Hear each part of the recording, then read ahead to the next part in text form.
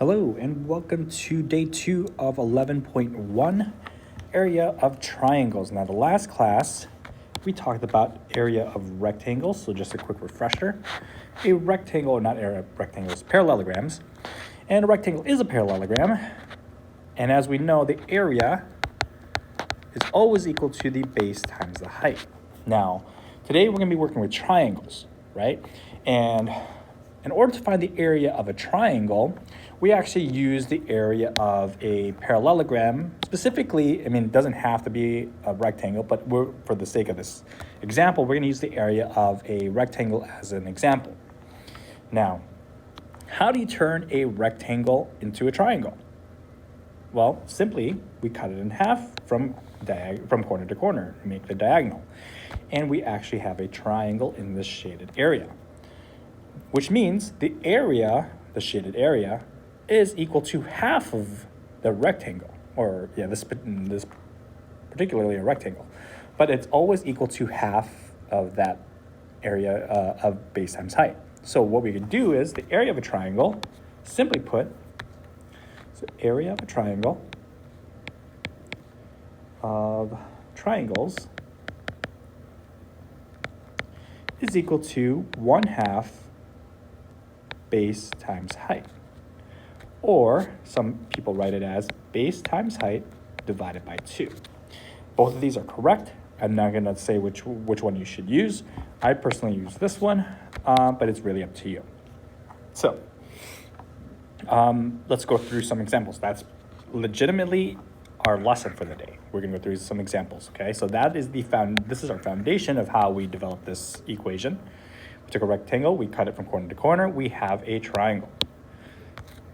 And if we take let's do example 1. Let's take a triangle, specifically a right triangle. And if we want to turn this into a rectangle, we could draw some dotted lines, and we could convert this to a rectangle just so we could visually see it. Let's say the height here is 5. Let's say the base is equal to 8. How can we actually calculate this area? And let's say this is 5 centimeters, 8 centimeters, just to give us some unit of measurement. Area would then be equal to 1/2, because remember we're cutting the rectangle in half, times the base, which is 8, times the height, which is 5. Okay, and if you do the math for this, 1/2 of, you could do this really quickly, 1/2 of 8 is 4, 4 times 5 is equal to 20. So the area is then equal to 20, and this is measured in centimeters, but we're working with area, so centimeters squared. Okay, so this works great if the triangle is a right triangle. What happens though if, let's call this example 2, the triangle is not a right triangle, but some kind of scalene type triangle, okay? In order to find the height, well, the base is actually still the same, depending on what you're referencing. In this particular case, the base is this bottom one. Let's call this base equal to 7. Let's do 8 again, actually. Let's give it an even number. And let's start thinking about the height. The height actually has to be created as an altitude. The altitude is the pretty much the height from the base of the triangle to the highest point. So the altitude / height is not necessarily given in this particular problem. Okay, it could be given, which would be great, but it's not necessarily given. So for this example, let's actually say that this length here is 3. Let's say this length here, this side is 5, and we could actually calculate the height. Well, hopefully you notice this. With this altitude, it actually creates a right triangle. And we could use right triangle trig or Pythagorean theorem to solve. So let's do it.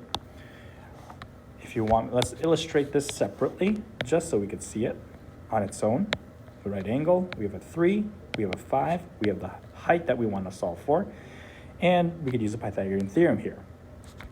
Hypotenuse is C, we call this A, we call this B. We would say 3 squared plus B squared is equal to 5 squared. So we get 9 plus B squared is equal to 25. And hopefully you remember that this is actually a triple. Minus 9, B squared is equal to 16. Square root both sides, and B is equal to 4. If you recognize this was a triple right away, that's awesome. But now we could actually calculate what this is, because now we have the height. Area is equal to 1/2. Let's do it down here because it's a continuation of our work. Area is equal to 1/2. Our base is still 8 because it's the full length of the base of the bottom side. 8 times 4. 1/2 of 8 is 4. 4 times 4 is 16. So the area is equal to 16. And since there is no unit of measurement here, we would just say units squared. Okay? Last example. Example 3. What happens, if our triangle is a little obtuse? Okay. Well, let's say this base here, once again, let's use 8 as an example. Might not. And we could say that this, to find, we need the height here, right? Our base is equal to 8. Our height, we actually don't know. But the height or altitude is created from the top point down to the base. Now the base is actually, you could extend the base to the left, and then you could create the altitude to connect it. So this is our height. Okay? And let's do this. Let's say that this angle here, for whatever reason, is 30 degrees. And let's say this length here is 16. Okay? Then we could actually start solving for the height. So in this particular example, we only have one side, we have one angle, and we could solve this one of two ways. We could use trig, or we could use 30, 60, 90, because if you recognize, anytime we have an altitude, it creates that 90-degree angle. And we could use 30, 60, 90 ratios. 30, 60, 90 would be faster. We know that the opposite of the 30 side is the B side, then B root 3, and then 2B. We know that the hypotenuse is 16, so that means this is equal to 2B, which means B is equal to 8, and that is our height. This is our B side because it's opposite of the 30, which means this is equal to 8. Okay? And with that said, now we have the base, we have the height, we can actually solve for the area. Area is equal to 1/2 base times height, or 1/2 8 times 8. 8 times 8 is 64, cut that in half, is equal to 32. 32 units squared.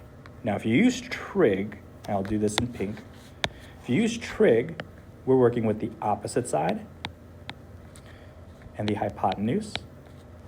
So this would be a sine function of 30 degrees is equal to the opposite of, which is our unknown x at the time, over 16. If you multiply both sides by 16, you will get x is equal to 8, and then that is another way to get the height. Okay, so that is the area of triangles. Perimeter, same idea. Add up all the sides. You might need to use Pythagorean theorem a little bit here to solve for that last side, but in general, we know how to do that already. Okay, all right, that's area of triangles. If you have any questions, please let me know, and I'll see you in the next one. Bye.